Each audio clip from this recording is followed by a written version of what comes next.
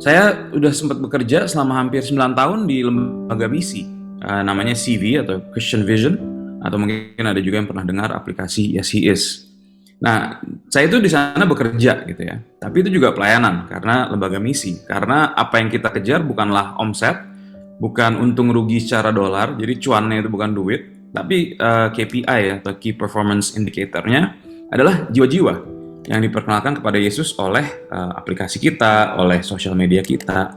Nah, itu apa yang saya lakukan gitu. Dan of course saya dibayar gitu ya. Jadi dapat gaji.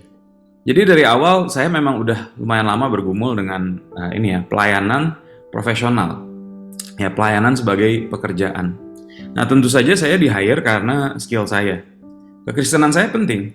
Tapi kalau saya nggak kompeten dalam job description saya, apa yang menjadi job desk-nya, ya saya bisa jadi seorang saint, seorang seorang yang sangat kudus. Tapi saya nggak akan jadi staff mereka dong. Saya nggak akan jadi karyawan di sana. Bukannya karena mereka jahat, tapi karena ya perusahaan punya visi, perusahaan punya tujuan, ya kita harus semuanya memainkan bagian kita untuk membuat visi itu menjadi kenyataan. Apakah ada yang accounting, apakah ada yang administrasi. Saya sebagai seorang marketer waktu itu. Nah, tapi emang karena pekerjaan saya begitu erat berhubungan dengan iman, pekerjaan misi dan jiwa-jiwa, uh, skill kekristenan saya juga adalah satu syarat ya supaya saya bisa melakukan pekerjaan saya dengan baik. Misalnya, saya tuh ya waktu dulu saya seorang digital marketing. Nah, kita itu banyak suka angka-angka besar kalau seorang marketing ya. Uh, Kalau misalnya ngomongin sosmed, misalnya YouTube, kita pengen 1 juta subscriber gitu, atau 1.000 likes di Instagram post kita, di Facebook ini kita banyak yang komen gitu. Dan memang banyak cara kita bisa sampai ke sana gitu kan. Bisa aja sih saya menggunakan ya skill-skill atau trik-trik gitu ya untuk kita mainin sistemnya gitu. Misalnya kita pasang iklan supaya boost numbers-nya gitu ya. Tapi karena saya tahu bahwa ya kita akhirnya nyarinya jiwa gitu kan, dan ini adalah amanat agung Tuhan untuk menjangkau jiwa-jiwa. Ya kita nggak mau cuman hanya sekedar membesarkan angka-angka itu dengan cara-cara ya trik-trik itu ya, dan sebenarnya bukan benar-benar menjangkau jiwa-jiwa.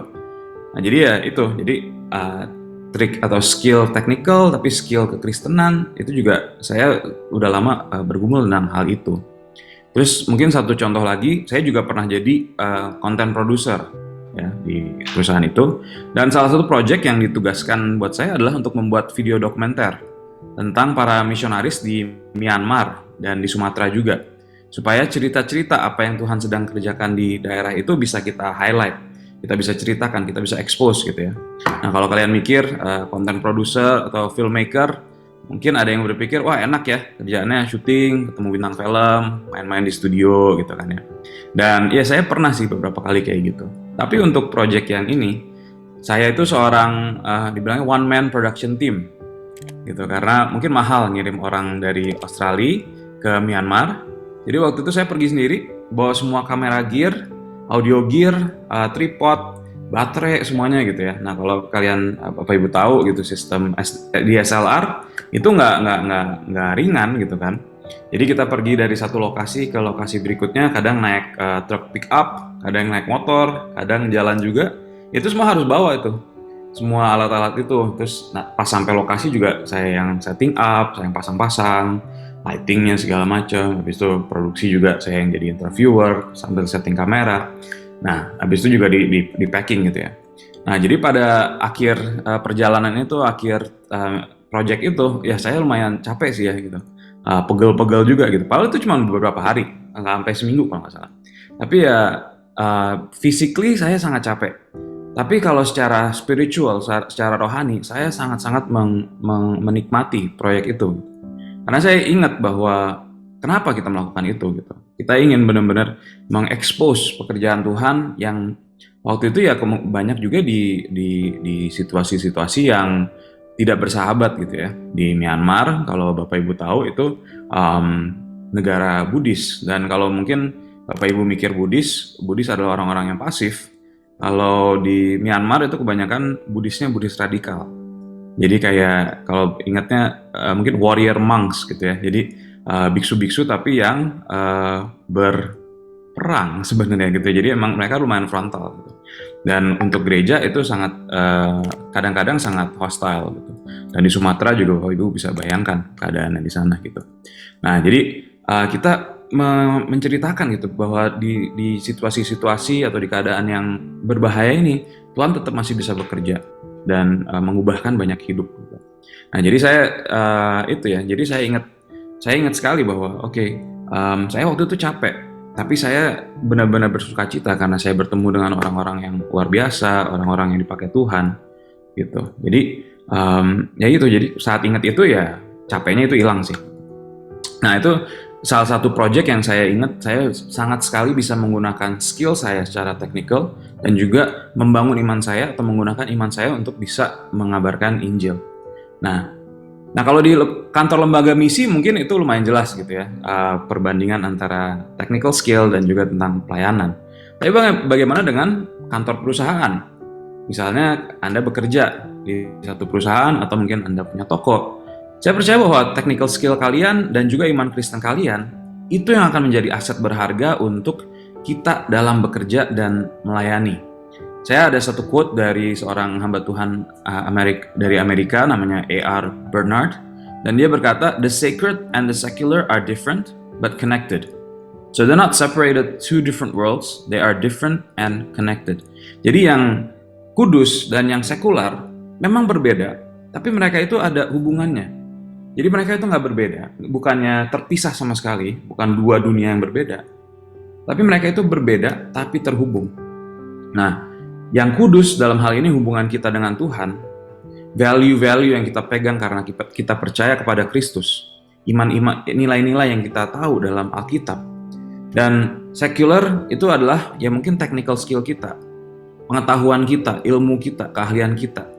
Ya, dan saya percaya kita harus kembangkan dua-duanya. Karena kalau kita terlalu fokus ke yang kudus-kudus saja, ya kita bisa jadi redundant. Kita jadi nggak berguna lagi di perusahaan, di marketplace. Kita ketinggalan zaman, kita ketinggalan knowledge-nya, kita ketinggalan gitu. Tapi kalau kita terlalu secular, kita terlalu fokus sama hal-hal yang secara teknikal doang, akhirnya membuat Tuhan sedih. Kita melanggar firman Tuhan, value-value kekristenan, dan ya mungkin akhirnya kita terlalu mengandalkan kepintaran kita sendiri. Saya percaya apa yang kita butuhkan adalah wisdom. Nah, bahasa Yunaninya, bahasa Grikanya dari wisdom itu adalah Sophia. Nah, definisi Inggrisnya dikatakan di sana adalah wisdom is higher or lower, worldly or spiritual wisdom. Jadi ada dua aspek ya, ada yang kebijaksanaan yang duniawi, tapi juga kebijaksanaan rohani. Di firman Tuhan juga dikatakan, we are in the world, not of the world. Kita ada di dalam dunia, tapi bukan berasal dari dunia. Nah, jadi saya berusaha berpikir bahwa ya kita kalau sebisa mungkin jangan kotak-kotakan pekerjaan dan pelayanan. Kalau kita lagi di kantor, kita switch off iman kita dan hanya mengandalkan kepintaran kita. Terus pas kalau kita lagi pelayanan, ya kita hanya mengandalkan iman dan ketulusan hati kita. Saya percaya jangan seperti itu, karena Tuhan kan membayar penuh hidup kita. Yesus nggak hanya mati untuk menebus kehidupan kita di gereja, ya, karena dia sebenarnya berhak untuk seluruh kehidupan kita. Apakah itu di saat kita sendiri, di saat kita bersama keluarga, di saat kita sedang belajar, sedang studi, sedang bekerja, kita sedang pelayanan di gereja, lagi nyantai. Jangan mengkotak-kotakan Tuhan dan iman untuk berperan hanya di sebagian aspek kehidupan kita. Apalagi selama ya sekarang hopefully udah menjadi endemi ya. Tapi selama pandemi ini, selama 2 tahun kebelakangan, kita kan banyak belajar apa itu ibadah yang sejati. Nah, kalau kita hanya mengandalkan gereja dan hari Minggu untuk melakukan ibadah dan pelayanan, artinya kita sempat tuh di tahun 2020 ya, kita tidak berbakti kepada Tuhan. Karena waktu itu kan gereja tutup ya, kita nggak bisa beribadah pada hari Minggu. Tapi nyatanya bukan seperti itu kan. Walaupun kita nggak bisa ke gedung gereja ya, kita tetap bisa beribadah dan melakukan pelayanan. Salah satunya of course ya dengan menara doa ini gitu. Kita mungkin tidak bertemu secara fisik, tapi kita melakukan pelayanan itu, kita melakukan ibadah kita. Salah satu pelayanan yang masih saya lakukan dan saya ingin lebih ditingkatkan lagi dalam kehidupan saya adalah sebagai pemimpin komsel. yang intinya adalah mengajak orang-orang untuk ngobrol tentang hubungan kita dengan Tuhan kan. Yang sebenarnya nggak banyak unsur gerejanya, ya kan? Sebagai seorang koordinator komsel, saya nggak nge-WL atau mungkin nggak main musik meskipun ada elemen-elemen itu. Karena waktu itu pas lagi zaman lewat Zoom ya, saya nggak nge-WL pas lagi pimpin komsel. Saya cuma putar YouTube, video, nanti kita worship bareng. Nah, nggak ada juga yang jadi usher, nggak ada yang jadi kolektor, nggak ada yang jadi pembaca warta gereja. Tapi kita sama-sama melayani gitu, satu sama lain dengan kita mendengarkan cerita teman-teman kita di komsel. Kita menguatkan mereka, kita mendoakan satu sama lain. Loving others as God has loved us. Mengasihi sesama kita seperti Tuhan Yesus sudah mengasihi kita. Karena balik lagi tujuan pelayanan itu apa sih?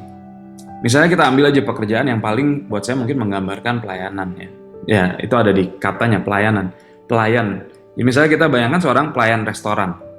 Ya, Bapak Ibu mungkin punya restoran favorit. Saya tahu Pak Suito suka IPK Komachi di itu ya, di Mall Kelapa Gading. Kita coba misalnya ada seorang pelayan di restoran Jepang itu gitu ya. Job desk-nya dia tuh apa sih? Ya dia ingin melayani dong. Dia diminta untuk melayani. Dan siapa yang dilayani dan siapa yang merasakan dampak positifnya? Saya percaya ada dua. Yang satu pelanggan, yang pengunjung tentunya ya, dan satu lagi bosnya. Karena kalau pelayannya memberikan yang servis yang baik, restoran itu juga pasti akan harum namanya kan. Jadi emang sih jarang ada yang ingat nama pelayan gitu. Tapi kita ingat di restoran mana kita pernah mendapat pelayanan yang baik. Jadi di restoran tadi si pelayan bekerja untuk bosnya dan memberikan pelayanan kepada pengunjung. Begitu juga Tuhan dengan kita. Kita melakukan pelayanan kita karena kita mau melayani dan memberkati orang-orang yang bertemu dengan kita, para tamu ya, di konteks kita, di pekerjaan, dimanapun juga. Tapi tujuannya adalah supaya restoran kita itu yang terkenal. Atau dalam konteks Tuhan ya, memuliakan Tuhan. Jadi itu tentang others, tentang orang lain, tapi juga tentang Tuhan. Fokus kita saat bekerja dan melakukan pelayanan kita seharusnya adalah helping others and bringing glory to God. Membantu orang dan memuliakan nama Tuhan. Jadi jangan jadikan kepentingan diri kita sebagai fokus kita. Tapi saya percaya sih lucunya, kalau kita bisa memberikan yang terbaik buat Tuhan dan buat orang lain juga, pada akhirnya diri kita juga akan mendapatkan berkat dan ada kepuasan saat kita bekerja. Jadi saya ingin tutup dengan ayat di Alkitab dari Kolose 3 ayat 5 sampai 17. Saya akan bacakan buat kita. Di sana dikatakan, karena itu matikanlah dalam dirimu segala sesuatu yang duniawi, yaitu percabulan, kenajisan, hawa nafsu, nafsu jahat, dan juga keserakahan, yang sama dengan penyembahan berhala. Semuanya itu mendatangkan murka Allah atas orang-orang durhaka. Dahulu kamu juga melakukan hal-hal itu ketika kamu hidup di dalamnya. Tapi sekarang, buanglah semuanya ini, yaitu marah, geram, kejahatan, fitnah, dan kata-kata kotor yang keluar dari mulutmu. Jangan lagi kamu saling mendustai, karena kamu telah menanggalkan manusia lama serta kelakuannya, dan telah mengenakan manusia baru yang terus-menerus diperbaharui untuk memperoleh pengetahuan yang benar menurut gambar Khaliknya. Dalam hal ini tiada lagi orang Yunani atau orang Yahudi, orang bersunat atau tak bersunat, orang barbar atau orang skit, budak atau orang merdeka, tapi Kristus adalah semua dan di dalam segala sesuatu. Kristus adalah semua dan di dalam segala sesuatu. Karena itu, di ayat 12, karena itu sebagai orang-orang pilihan Allah yang dikuduskan dan dikasihinya, kenakanlah belas kasihan, kemurahan, kerendahan hati, kelemah lembutan, dan kesabaran. Sabarlah kamu seorang terhadap yang lain, dan ampunilah seorang yang akan yang lain apabila yang seorang menaruh dendam terhadap yang lain. Sama seperti Tuhan telah mengampuni kamu, kamu perbuat jugalah demikian. Dan di atas semuanya itu, kenakanlah kasih sebagai pengikat yang mempersatukan dan menyempurnakan. Hendaklah damai sejahtera Kristus memerintah dalam hatimu, karena untuk itulah kamu telah dipanggil menjadi satu tubuh, dan bersyukurlah. Hendaklah perkataan Kristus diam dengan segala kekayaannya di antara kamu, sehingga kamu dengan segala hikmat mengajar dan menegur seorang yang akan yang lain, dan sambil menyanyikan mazmur dan puji-pujian dan nyanyian rohani, kamu mengucap syukur kepada Allah di dalam hatimu. Dan segala sesuatu yang kamu lakukan dengan perkataan atau perbuatan, lakukanlah semuanya itu dalam nama Tuhan Yesus, sambil mengucap syukur oleh Dia kepada Allah Bapa kita. Di ayat 17 dikatakan segala sesuatu yang kamu lakukan dengan perkataan dan perbuatan. Jadi itu saat kita bekerja, saat kita sedang melakukan usaha kita kan pasti ngomong, kita kan pasti melakukan hal-hal itu. Lakukanlah semuanya itu dalam nama Tuhan Yesus sambil mengucap syukur oleh Dia kepada Allah Bapa kita. Maka dari itu saya berdoa supaya kita bisa menjadi orang-orang yang seperti itu. Kita bisa menjadi seperti orang-orang itu kepada dunia untuk membawa kemuliaan bagi nama Tuhan dan menyebarkan kasih Kristus ke dunia ini. Terima kasih. Mari kita berdoa. Bapak, kami sungguh bersyukur buat pagi hari ini kalau kami sudah bisa mendengarkan sebagian dari firman-Mu. Biarlah Tuhan, sharing singkat, sharing sederhana ini Tuhan bisa membangkitkan iman kami sekali lagi Tuhan. Dan kami juga Tuhan bisa lebih mensyukuri Tuhan apa yang telah Kau berikan kepada kami Tuhan. Pekerjaan atau pelayanan apapun yang telah Kau berikan di dalam tangan kami ini Tuhan. Kami mau memberikan yang terbaik Tuhan. Kami mau melakukannya seperti kami melakukannya untuk Engkau. Karena saat kami melakukan itu Tuhan, kami bisa membantu orang-orang di luar sana. Kami juga Tuhan bisa memuliakan nama-Mu. Biarlah Tuhan kami bisa menjadi anak-anak-Mu Tuhan yang membawa harum nama-Mu Tuhan Yesus. Dan biarlah Tuhan pelayanan kami menjadi dupa yang harum bagi Engkau. Dan kami juga bisa menjadi dampak yang positif di dunia ini. Terima kasih hanya di dalam nama Tuhan Yesus. Kami berdoa dan mengucap syukur. Haleluya. Amin.